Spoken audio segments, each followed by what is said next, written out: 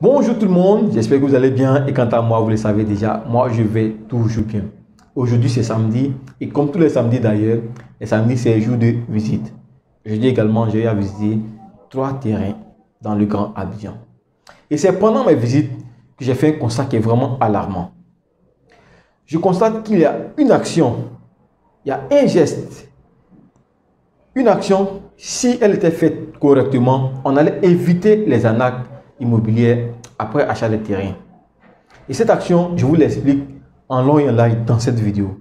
Donc, restez jusqu'à la fin si vous aussi, vous voulez éviter de vous faire arnaquer après l'achat de vos terrains. Donc, restez jusqu'à la fin si vous aimez réellement l'immobilier et vous voulez sécuriser vos investissements immobiliers.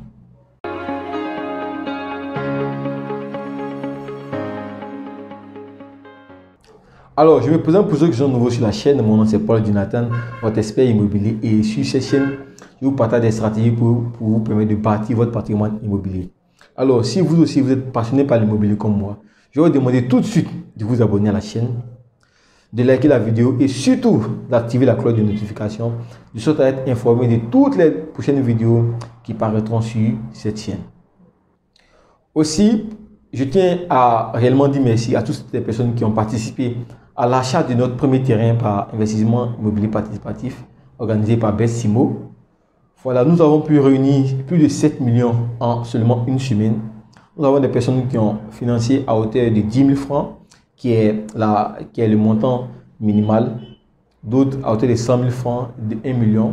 Je vous dis qu'en moins d'une semaine déjà, on avait déjà le montant suffisant pour le premier bien.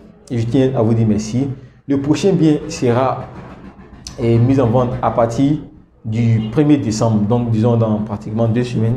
Donc pour tous ceux qui aimeraient participer à l'achat de notre deuxième terrain qui se fera certainement en début décembre, vous pouvez déjà nous contacter via le numéro qui apparaîtra en bas de description pour plus d'informations. Et aussi merci, j'aimerais dire merci à toutes les personnes qui sont abonnées à la chaîne. Et je sais que très bientôt, dans les jours à venir, nous allons atteindre la barre des 1000 abonnés. Donc, sur ce, rentrons de plein pied dans la vidéo d'aujourd'hui.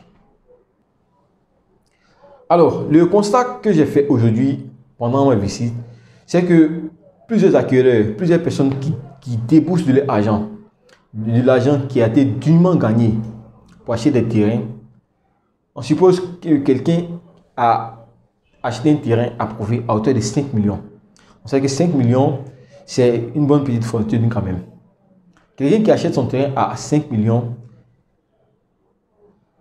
par ignorance, ne fait pas une seule petite action et par la suite perd son terrain. Je le dis pourquoi? Parce qu'il y a un monsieur qui a acheté un terrain approuvé à hauteur de 6 millions de francs CFA dans la zone de Songon. Il a acheté son terrain, le terrain était bien à lui et tout s'est bien passé en bonne et due forme. Mais il a oublié ou il a omis de faire une action après l'achat de ce terrain.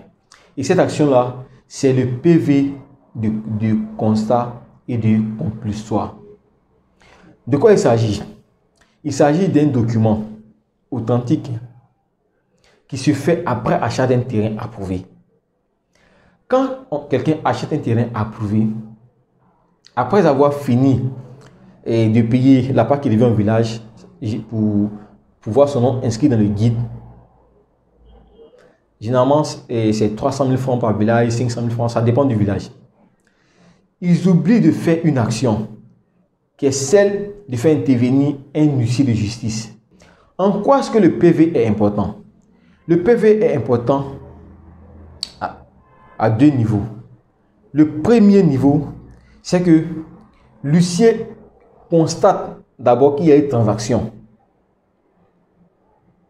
Donc, dans le PV de l'huissier, il aura mention selon laquelle M. X a acheté le terrain auprès de M. Y. Or, on sait que dans la justice, au niveau juridique, tout ce que l'huissier dit est vrai. Ça, à ce niveau, il n'y a pas de débat. Ce que l'huissier dit est vrai. Et l'huissier, généralement appelé les commissaires de justice. Tout ce que le commissaire de justice dit est vrai. Donc, quand quelqu'un finit d'acheter son terrain, le fait déjà qu'il implique un huissier pour faire le PV et de constat et de compulsoire implique directement qu'il a un document authentique qui prouve qu'il y a une transaction entre le vendeur et l'acheteur. Ça, c'est le premier niveau.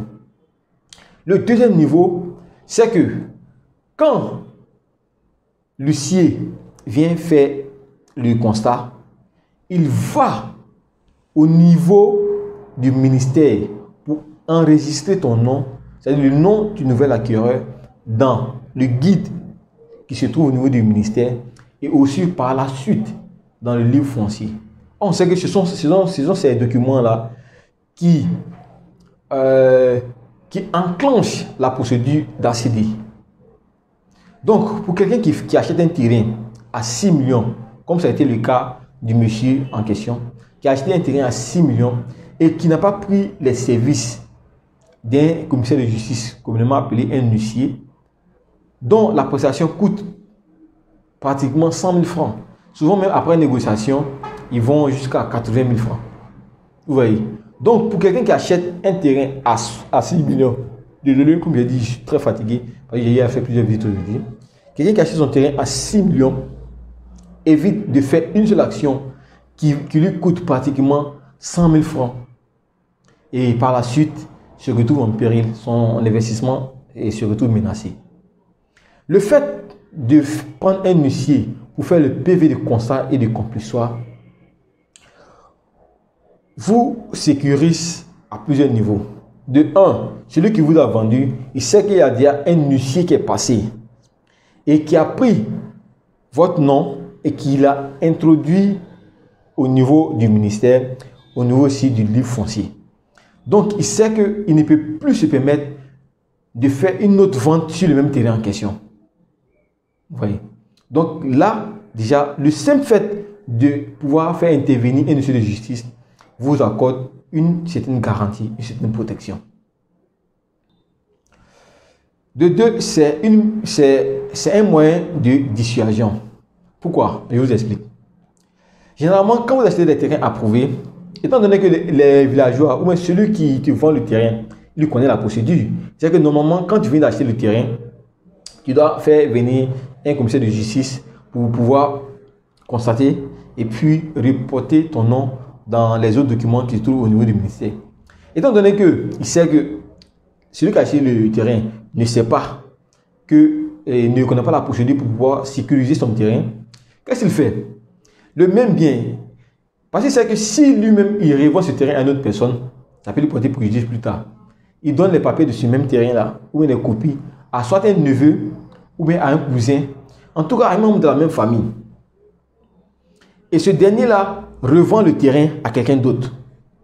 Et après, quand un litige éclate, on se dit quoi qu'il y a un problème de famille et que c'est le grand frère qui a vendu le terrain en premier et après le petit frère a vendu le terrain à une deuxième personne. Or, en réalité, c'est un complot. Ce sont les mêmes membres de la même famille qui, de commun accord, ont décidé de vendre le même terrain à plusieurs personnes. Mais après, quand l'affaire éclate, on met le tout sur un problème de famille et le grand frère a vendu, le petit frère n'était pas d'accord, le petit frère a revendu. En général, ce sont des histoires à domicile debout. Ce sont des membres de la même famille qui organisent tout ça pour pouvoir escroquer de l'argent aux acquéreurs. Pourquoi? Parce qu'ils savent que généralement ceux qui achètent des terrains ne connaissent pas la procédure à suivre pour pouvoir sécuriser le terrain. Donc, à partir d'aujourd'hui, quand vous finissez d'acheter un terrain approuvé surtout, faites automatiquement intervenir un huissier de justice.